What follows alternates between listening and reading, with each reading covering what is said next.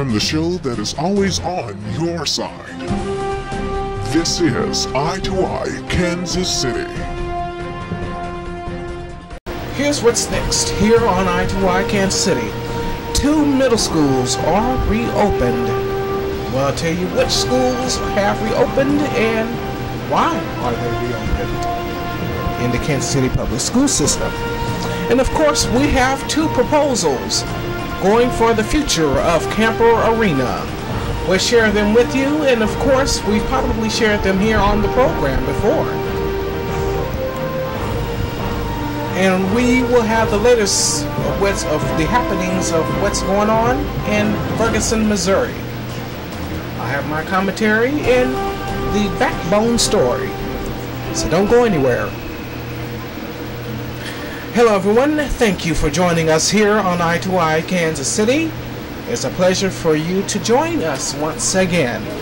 Alright, we got a lot of things to talk about and to keep you informed of, so let's not waste any time. Let's jump on into 2 middle schools that have reopened its doors. And those 2 schools are Northeast and Central Middle Schools. I almost said high schools, but middle schools is what's reopened in the Kansas City public school system. Though, let's take a look at a map. You should be seeing this here in just a second. Hopefully, with our control room will respond to what I just said. Okay, now those who attend Central Middle are those who are attending the following elementary schools, rather: Atticus, Banneker, Faxon, Troost, and surrounding areas of Central Middle. You'll see on the map there. You will have to attend Central Middle School.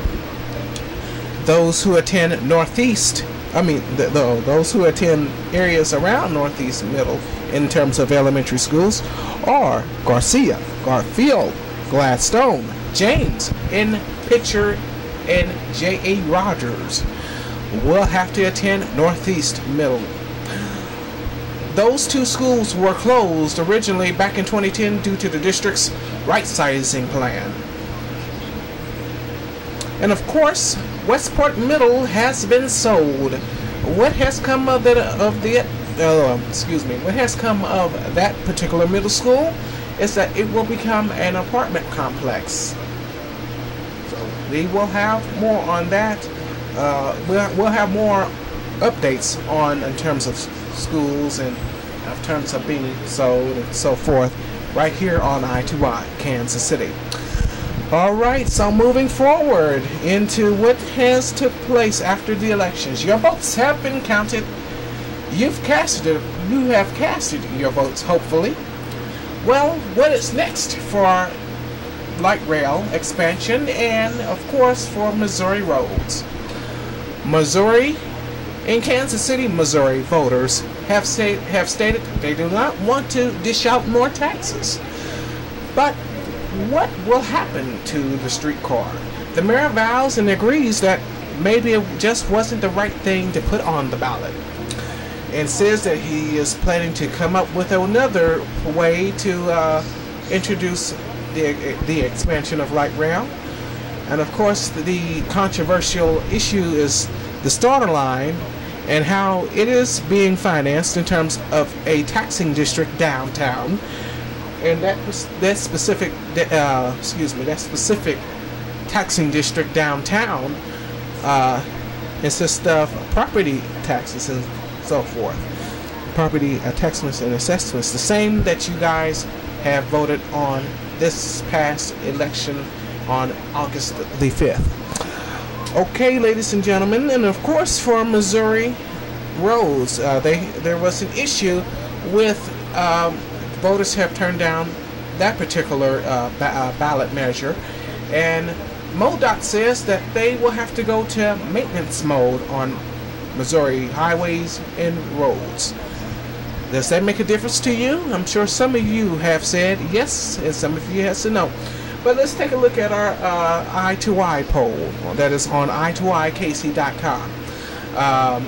This is kind of an old poll that we've been meaning to bring to you, but we just haven't had the time. A lot of you have said no that you did not want to expand light rail. So, and I'm one of those that say no, because of the real estate assessments and in terms of the taxing districts that would have been really threatening to a lot of the, the lowest income areas in the Kansas City, Missouri area. Ooh, excuse me. Ooh, what is this, Belcher Lot Day? All right, let's get back to serious news now. So, you guys have stated, you guys have voted. Most of you have voted. I'm not going to say all of you have voted, but most of you have voted and have took our poll and done what you're supposed to do. So we'll keep you advised of what goes on with those two, in those two areas that you guys voted on August 5th. Now moving forward, Kemper Arena. We got an update on Kemper Arena now. Now there's two proposals. Now those two proposals are to remodel Kemper Arena to create a athletics facility for high school athletics. Excuse me. And another proposal extremely recommends demolition for Kemper Arena, and this would be going towards the American Royal. Now we brought you that particular proposal earlier. Now earlier in July, what we mentioned the last time on this issue is that the city went around to businesses. The proper department in terms of zoning has went around to businesses and asked them, about what should happen to Kemper Arena. And this is going down to the West Bottoms and that surrounding area. So we will see what's going on in terms of that. But let's take a commercial break and we will return after this. And when we return, we will talk on the issues that is going on in Ferguson, Missouri. I'll have my commentary on that in just a little bit. Don't go anywhere.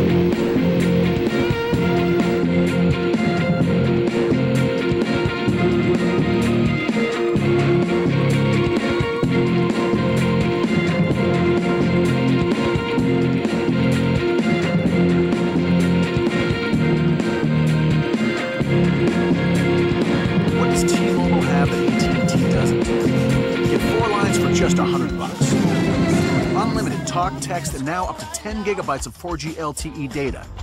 So much for AT&T's best ever family pricing. T-Mobile's got 4 lines for $100. Up to 10 gigabytes of 4G LTE data. So make the switch to T-Mobile. We'll even buy you out of your service contract. So you can get 4 lines for $100 today.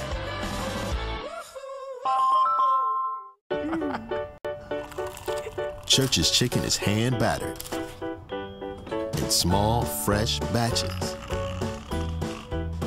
all day long.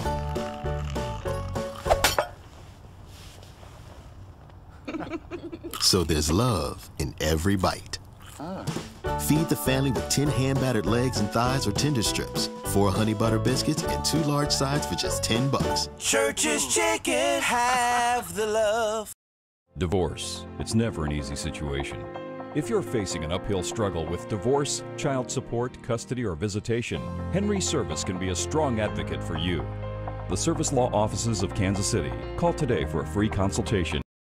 Welcome back here on I2I Kansas City. Thank you for joining us. Now, what's been going on in Ferguson? An 18-year-old boy, an unarmed 18-year-old boy by the name of Michael Brown was shot. Now, what we found out now, we've talked to a source that is covering news in the area of Ferguson, Missouri. I will not disclose the source, the name of the source, and I will not disclose the person who has been talking to me because of their safety in which has took place, and I don't want anything to happen to that person. All right, now what we have here is that Michael Brown happened to be black, of course. He was unarmed. He was shot multiple times, and this kind of dated back to August 18th. There was a confrontation between Brown and the Ferguson, Missouri Police Department, Ferguson police officer, rather. Now, there's 2 points of view in terms of witnesses, of what took place with the witnesses and the police. Now, what we've heard from some stories is that there was a scuffle between Brown and the police officer, which is by the name of Darren Wilson. And there was an issue of release of that name. In terms of that officer's name, there was an outcry of the release of that name. And then after that took place, there was a surveillance video, and I don't think we have that surveillance video, Mike.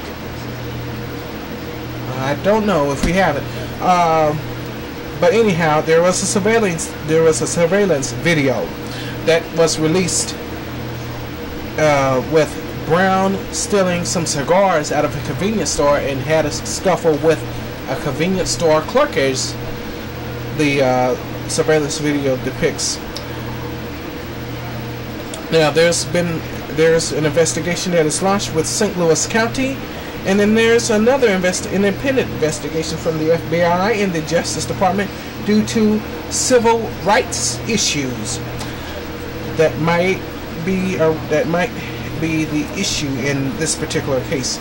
Now, in the wake of what has took place in terms of this black unarmed 18-year-old dead young man, there was a lot of riots, looting, and shooting taking place, and an Associated Press report has the latest.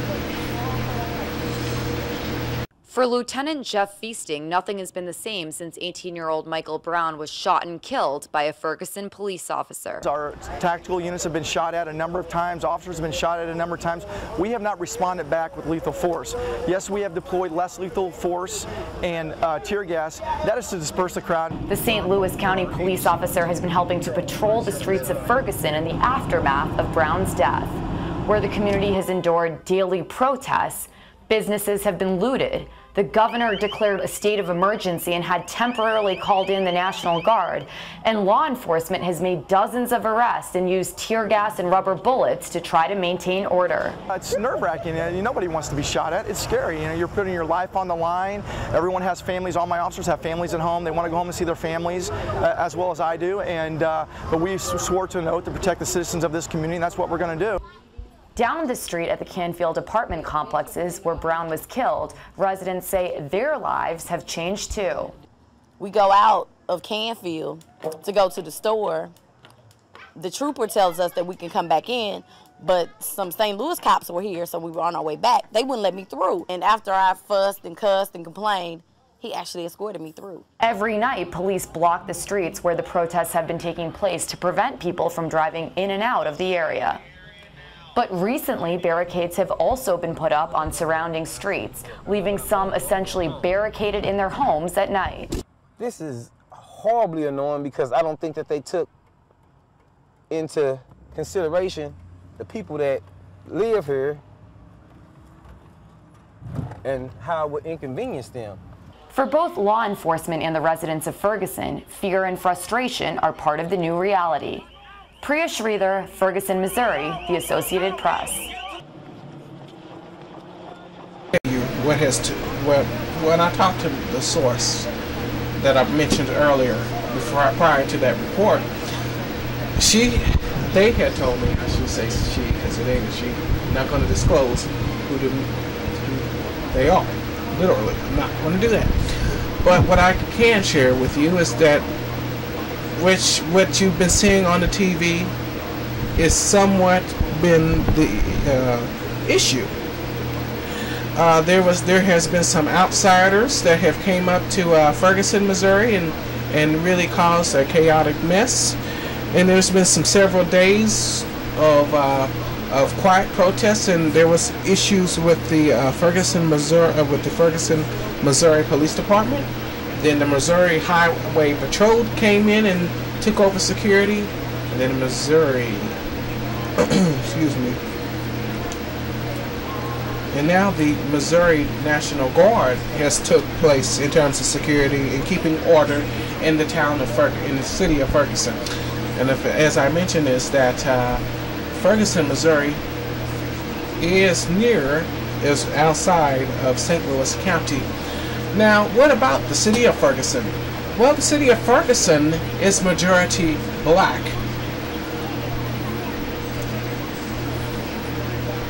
And as the source had talked to me about some of the issues that this town faces in terms of racial relations and different issues along those lines, he says that the town is really divided, and that the town wants to get to a point to where race shouldn't be just the issue. So that's what we've gathered there. Now here's my commentary on what has happened, on what has took place this far, and what's continuing now. It is okay to protest because wrong is wrong. I've said it with Trayvon. I said it with those, and there was a protest that took place here in Kansas City at the Country Club Plaza.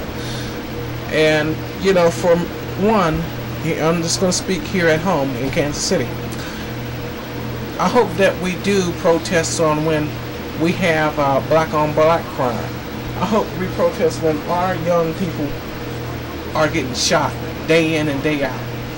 I hope that you start shouting and getting outraged when you have a problem in your neighborhoods. Now, I'm not just saying this to be evil, and I'm not saying this to be unconcerned about Michael Brown, because Mike Brown is important. This young boy's story is important. Trayvon's story is important. Michael Dunn's story is important. Every single young man that hasn't been on the TV station or hasn't been on the air on any media circuit story is important. And this is why we all as black folks should rise up. But all of this rioting that I've seen and that I've heard over the phone and I've talked to the source about and have confirmed with a few other sources and things of that nature, it's just uncalled for. It's okay to protest because sometimes the truth ain't going to be released the way that you want it to be released, and it should be released. The truth, I'm a firm believer that the truth shall set you free. And if the truth ain't released, how can someone or somebody's can be released? How can the truth be released? How can someone be told? This young man cannot tell his story, cannot tell his side of the story. Trayvon couldn't tell his side of the story of what took place. Dunn couldn't tell his side of the story. Brown surely can't tell his side of the story. So I'm not saying it to be unimportant, but we also got to take a look at our young black males here in Kansas City that have been shot. And I point to one certain case, and I pointed to this, I think, around 2 years ago or so, when we did a special on Trayvon Martin. I pointed to a young man that was shot coming home from being at the library. Some people have said, well, he was in the wrong place in the wrong time. Well, I'm going to tell you now, where is a wrong place and where is a wrong time? The boy was doing something constructive. Unlike some people that got a lot of time on their hands. Excuse me, I have to take a drink. Excuse me. This young man's life has ended. He was planning to go to college, as a lot of reports indicated. And, you know, with the surveillance video that has took place, Brown's parents have stated that this was a character assassination attempt, and I do believe so, because why would you, that even the Ferguson, Missouri, and some law officials have said that that didn't have anything to do with the initial incident. So why would you release the surveillance video? And a lot of people have came down, some big people have came down to Ferguson, the governor of Missouri, Jay Nixon, has came down, Jesse Jackson, Al Sharpton, the head of the Justice Department, and I'm forgetting his name. I know Holder, U.S. Attorney Holder, that came down and had talked to the family of Michael Brown and Michael Brown's parents. And you know, I just want things to be peaceful down there. I don't want kids haven't been able to go to school. That's just the reality. Kids haven't been able to go to school. This is what all this stuff that I found out about what's been going on down there at Ferguson. So we'll keep you advised of what's going on in Ferguson. We'll keep you advised on a lot of things that is going on in Ferguson, Missouri, and here in Kansas City. As it is time for us to go, I do thank you for joining us, and we will see you back here. We will see you back here next time on I2I Kansas City, and we're always on I2I KC.